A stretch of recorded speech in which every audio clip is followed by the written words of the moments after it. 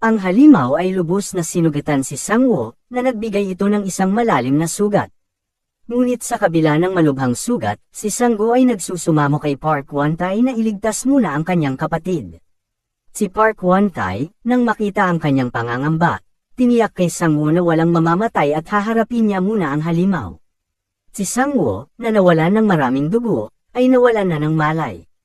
Ang eksena ay lumipat sa leader ng Guild Association, na may pagkadismaya, habang naririnig niya ang balita tungkol sa patuloy na pagsalakay ng mga halimaw at kung gaano kalubha ang sitwasyon. Naalala niya ang pakikipag-usap kay Shin Hae-sung, ang taong kinasusuklaman ng lahat. Si Hae-sung ay hinihimok ang pinuno ng Guild Association na huwag ilikas ng husto ang kanilang populasyon, na sinasabi na kung hindi mangyayari ang pagsalakay ng mga halimaw, sa makatuwid nito, ang leader ng asosasyon ang sisisihin sa hindi pagpasok ng libo-libong tao sa kanilang mga trabaho, na posibleng maglagay sa panganib sa kanyang posisyon. Nagtanong ang leader ng asosasyon kung mangyayari ang pagsalakay, ano ang kanilang gagawin. Ngiting sinabi ni Hae-sung, kung pipiliin niyang itago ang katotohanan sa publiko sa mapanganib na pagsalakay na ito, ang mga tao mismo ang sisisihin sa hindi paglikas nila, at hindi masisisi ang asosasyon. Si Hae-sung ay isang napakatusong tao at naniniwala na kung mas maraming tao ang mamamatay, mas maraming mga tao ang aasa sa kanilang mga hunters, masayang sinasabi kung paano niya gustong magdulot ng maraming pagkamatay ang pagsalakay na ito para sa kanyang sariling propesyon. Ang leader ng Guild Association, na pinagbantaan niya, ay nagpasyang maglabas lamang ng isang magaan na babala. At dahil doon, ang trahedya na nasaksihan ng lahat ay nangyari dahil sa interaksyon na ito. Lumipat ang eksena kay Sang-woo, na nasa ibabaw ng kanyang clone na abala sa pagpupush up habang kumakain ng isang bag ng chips. Sinabihan niya ang kanyang clone na mag-training ng mas mahirap, at sinasabi niya kung gaano kahanga-hanga ang kanyang kakayahan na hindi niya kailangang magtrabaho ng gusto sa kanyang sarili. Nagagalak siya, iniisip sa sarili kung paanong hindi niya kailangang mag-alala tungkol sa anumang bagay sa natitirang bahagi ng kanyang buhay dahil sa kanyang kamangha-manghang kasanayan. At sa kalagitnaan ng kanyang kasiyahan, nakatanggap siya ng text mula kay Kang, na nagsasabi kung nakarating na siya sa kanyang bahay at kamusta na ang kanyang mga clone. Sila'y maayos na at pinlano ni Sang-woo na ipadala ang isa sa kanyang mga clone sa hunting grounds. Nagtanong si Kang kung nasaan ang kanyang ibang mga clone. Sinabi sa kanya ni Sang-woo na sinabihan niya sila na mag-ehersisyo, at si Kang nagtatanong kay Sang-woo kung bakit kung hindi na lang siya mismo ang mag-ehersisyo. Sinabi niya at iniisip na mas mabilis siyang lalakas kung siya mismo ang gagawa nito. Hindi gusto ni Sang-woo ang ideyang ito at marahang nagsasabing, bakit ako?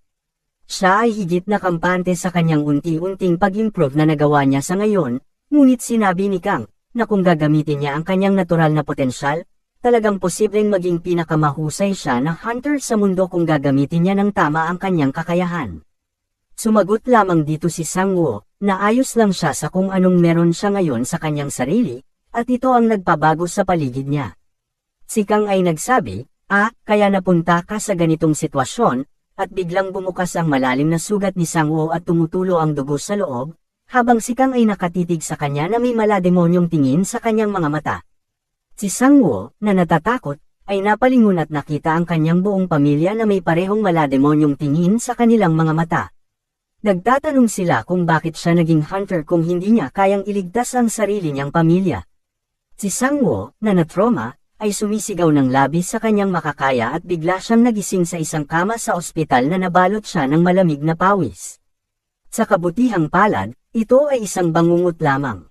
Matapos mapagtanto ang kanyang sitwasyon, nakita niya si Park Won-tae sa tabi ng kanyang kama, na sinasabi kung gaano siya kaswerte na nabuhay dahil sa kung gaano kalalim ang sugat niya. Nagpapasalamat si Sang-woo kay Park Won-tae sa pagligtas sa kanya muli, at sinabi ni Mr. Park na wala lang iyon. Ipinaliwanag ni Park kung gaano karaming bagay ang gusto niyang pag-usapan kay Sang-woo, pero hindi ito ang tamang oras. Nakita ang kanyang nanay at tatay na nagmamadaling pumasok sa kanyang silid, umiiyak, at si Mr. Park ay umalis na. Sinabi ng kanyang mga magulang ang mga detalye ng nangyari matapos siyang mawala ng malay, at nalaman na 4 na araw na siyang nakoma.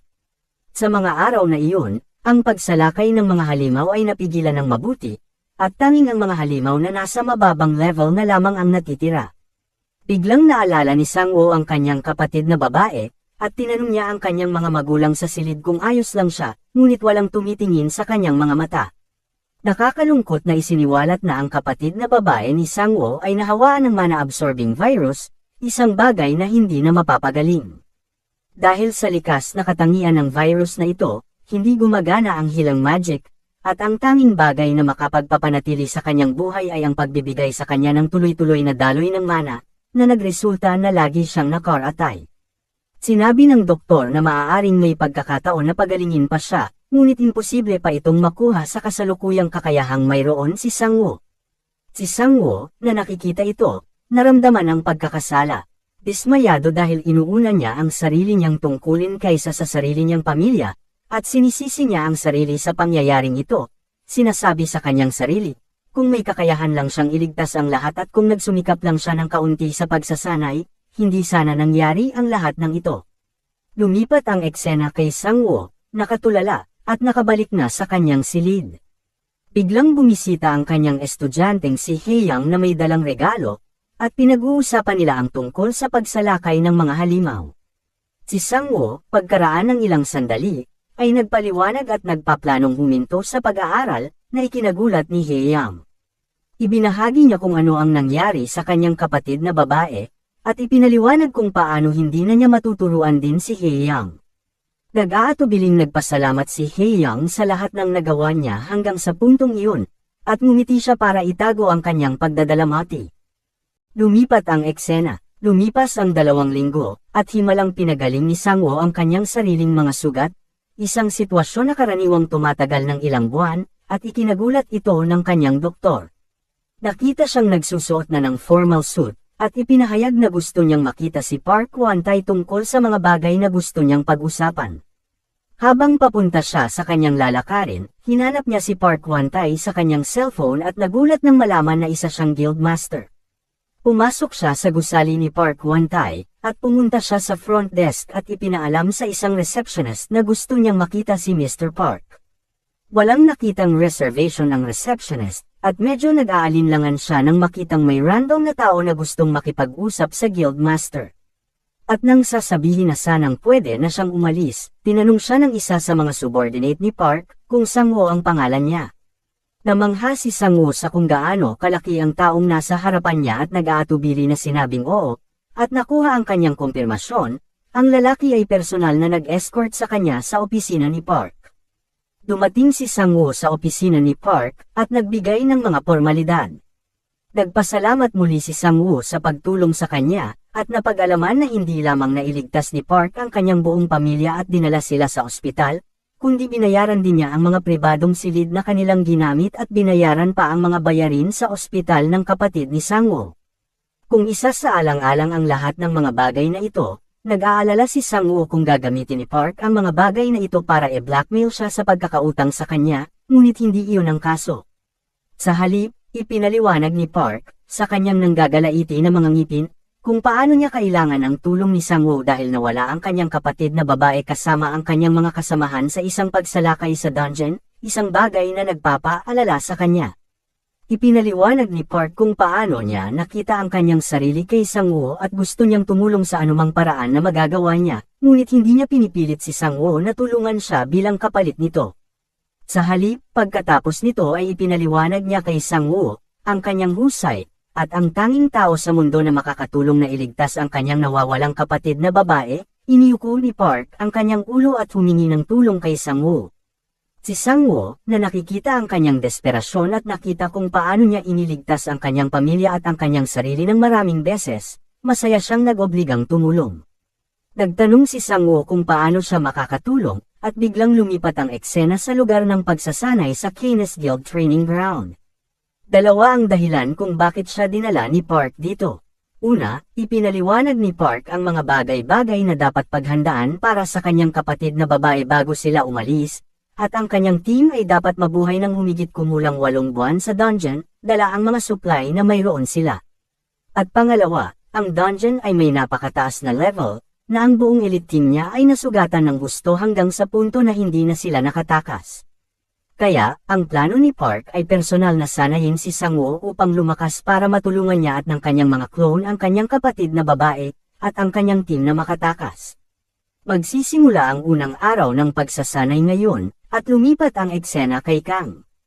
Si Kang, na matagal nang hindi nakikita o nakakausap si Sang-woo, ay kinakabahang nakatingin sa kanyang telepono sa pag-asang makakausap siya sa kabila ng mga nangyari. Pero ilang sandali, bigla siyang nakarinig ng boses mula sa likod, at ito pala ay si Sang-woo.